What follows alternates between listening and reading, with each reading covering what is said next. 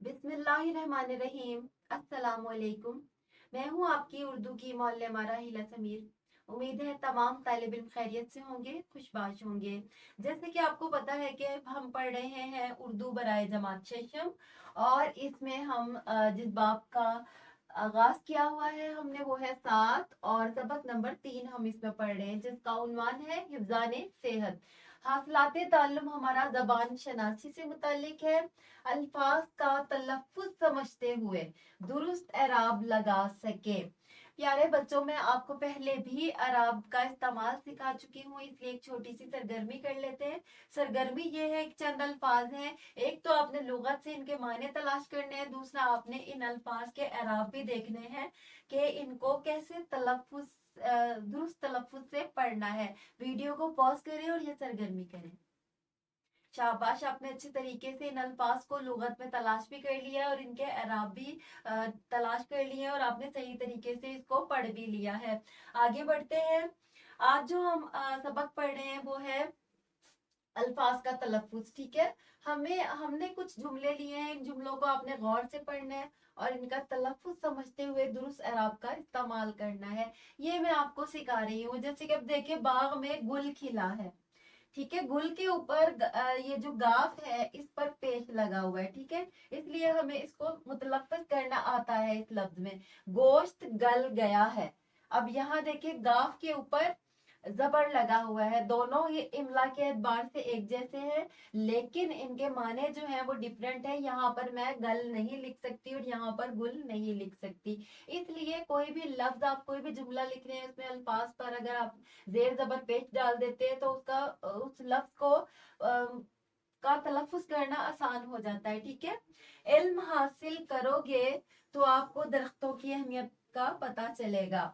इल्म जो है इसके नीचे जेर होता है, अगर हम नहीं होगा, बाज बच्चे इसको अलम भी पढ़ लेंगे। अलम का मतलब झंडा होता है, इल्म का मतलब होता है तालीम हासिल करना। इसी तरह बहुत सारे अल्फाज हैं, जैसे कि तल, तिल, तुल। तल का मतलब होता है जैसे कि समोसा, तल तल आ गया। और इसी तरह अगर तिल लेते हैं, तिल जो है वो एक अलग से चीज है। तिल का के लड्डू भी होते हैं और चेहरे पर भी तिल होते हैं।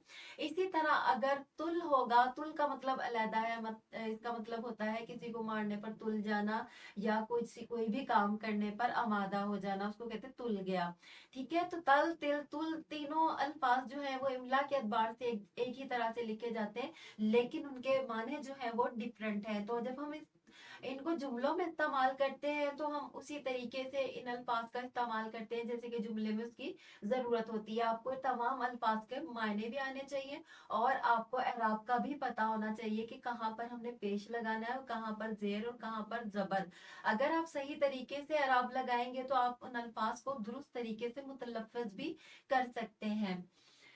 लुगत से मदद लेना और दुरुस्त अराब लगाना। अगर आपको किसी भी लफ्ज का नहीं पता चल रहा उसको कैसे मुतलफ़्फ़िज़ करना है, तो आप क्या करेंगे, आप लुगत को खोलेंगे। लुगत में, लुगत ऐसी किताब है जिसमें एक तो माने भी होते हैं, इसके अलावा दीगर तफसीलात, मतलब ये कि एराब वगैरह की कैसे इसको बोलना है, उसमें अल्फाज के वाहिद जमा भी होते हैं। ये भी बताया जाता है कि इस समय फेल है, हर्फ है, कवायद की रूह से वो लफ्ज क्या है।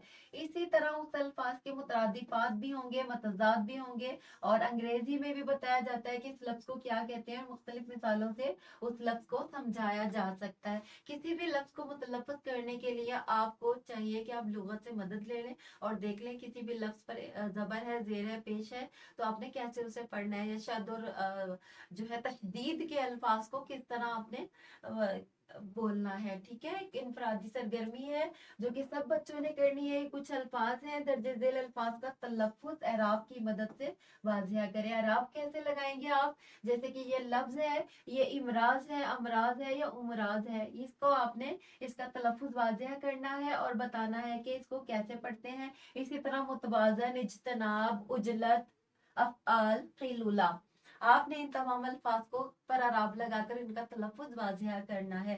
घर का काम आपका ये है, हिफ्ज़ाने सेहत से मुतल्लिक 10 अल्फाज वालिदैन से पूछकर दुरुस्त अराब का इस्तेमाल करते हुए आपने तहरीर करने हैं। ये एक वर्कशीट है जो कि इस वीडियो के डिस्क्रिप्शन में मौजूद है। इसमें खाली जगह है, इसमें आपने अल्फाज, इनमें से 3 अल्फाज आपको दिए गए हैं, उसमें से दुरुस्त तलफ़्फ़ुज़ और एराब वाला लफ्ज जो है आपने इन खाली जगहों पर लगाना है।